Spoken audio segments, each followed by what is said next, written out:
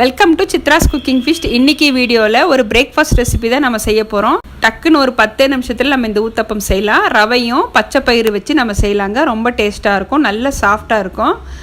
இந்த ரெசிபியை பார்க்குறதுக்கு முன்னாடி நம்ம சேனலை சப்ஸ்கிரைப் பண்ணாமல் இருந்தீங்கன்னா சப்ஸ்கிரைப் பண்ணிக்கோங்க. இப்போ வாங்க இந்த ரெசிபி எப்படி பண்ணுறதுன்னு வீடியோக்குள்ளே போய் பார்க்கலாம். இப்போ இந்த ஊத்தப்பம் ரெடி பண்ணுறதுக்காக ஒரு கப் அளவுக்கு வறுக்காத ரவை எடுத்திருக்கேன். இந்த ரவையை சேர்த்துட்டு அதே கப்பில் ஒரு கப் அளவுக்கு தண்ணி சேர்த்துக்கலாம். ஒரு 10 நிமிஷம் ரவை நல்லா ஊறி வரணும். ஒரு தடவை மிக்ஸ் பண்ணிவிட்டு நம்ம க்ளோஸ் பண்ணி வைக்கலாம். இப்போ ரவை பார்த்திங்கன்னா 10 நிமிஷம் கழித்து நல்லா ஊறி வந்திருக்கு. இப்போ ஊறின இந்த ரவையை ஒரு மிக்ஸி ஜாரில் சேர்த்துக்கலாம். ஒரு கப் அளவுக்கு முளைக்கட்டிய பச்சை பயிறு எடுத்திருக்கேன். இந்த பச்சை பயிருக்கு பதிலாக முளைக்கட்டிய பயிறு வகைகள் நம்ம எது வேணாலும் சேர்த்துக்கலாங்க. காரத்துக்கு ஒரு பச்சை மிளகாய் மட்டும் சேர்த்துக்கிறேன். உங்களுக்கு எந்த அளவுக்கு காரம் தேவையோ நீங்கள் சேர்த்துக்கோங்க. சின்ன துண்டு அளவுக்கு இஞ்சி, ஒரு ஸ்பூன் அளவுக்கு நான் சீரகம் சேர்த்துக்கிறேன்.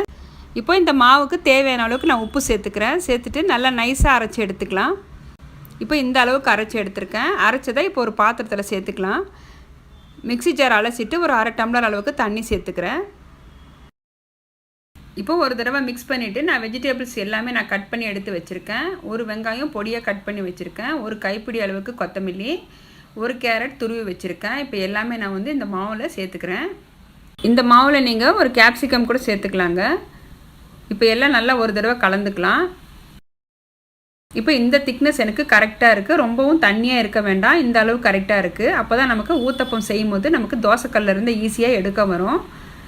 இப்போ ஒரு பேன் வச்சுருக்கேன். லைட்டாக எண்ணெய் தடவிட்டு நான் டிஷ்யூ பேப்பரில் தொடச்சிக்கிறேன். இப்போ மாவு பார்த்திங்கன்னா 2 கரண்டி அளவுக்கு சேர்த்துக்கலாங்க. ரொம்ப அகலமாக தைக்க வேண்டாம். இது நம்ம ஊத்தப்பம் தான் செய்ய போகிறோம். இப்போ ஒரு ஸ்பூன் அளவுக்கு எண்ணெய் சேர்த்துட்டு க்ளோஸ் பண்ணி வைக்கலாங்க. இப்போ ஒரு பக்கம் நல்லா வெந்திருக்கு, அடுத்த பக்கம் திருப்பி போட்டுக்கலாங்க. அவ்வளோதான், நம்மளுடைய இன்ஸ்டன்ட் ரவா வெஜிடபிள்ஸ் ஊத்தப்பம் இப்போ ரெடி ஆயிடுச்சுங்க. இப்போ முளைக்கட்டிய பச்சைப்பயிறு வச்சு செஞ்சுருக்கிறதால நமக்கு உடம்புக்கு ரொம்பவே நல்லது. இப்போ இன்னொரு தோசையை நான் ரெடி பண்ணிட்டேங்க. இந்த தோசை நமக்கு 2 சாப்பிட்டாவே நல்ல ஃபில்லிங்காக இருக்கும். இதுக்கு சைட் டிஷ் கூட தேவையில்லை, நம்ம வெஜிடபிள்ஸ் எல்லாம் சேர்த்து செஞ்சுருக்கோம். உங்களுக்கு வேணும்னா நீங்கள் தேங்காய் சட்னியோடு சர்வ் பண்ணலாம். எப்பவும் ஒரே மாதிரியான டிஃபன் செய்யாமல் இது போல் நீங்கள் பச்சை பயிறு ரவை வச்சு செஞ்சு பாருங்கள். உடம்புக்கு ரொம்பவே நல்லது.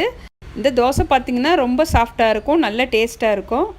இந்த வீடியோ உங்களுக்கு பிடிச்சிருந்ததுன்னா வீடியோவுக்கு லைக் பண்ணுங்கள், ஷேர் பண்ணுங்கள், நம்ம சேனலை சப்ஸ்கிரைப் பண்ணி சப்போர்ட் பண்ணுங்கள். தேங்க்யூ ஃபார் வாட்சிங்.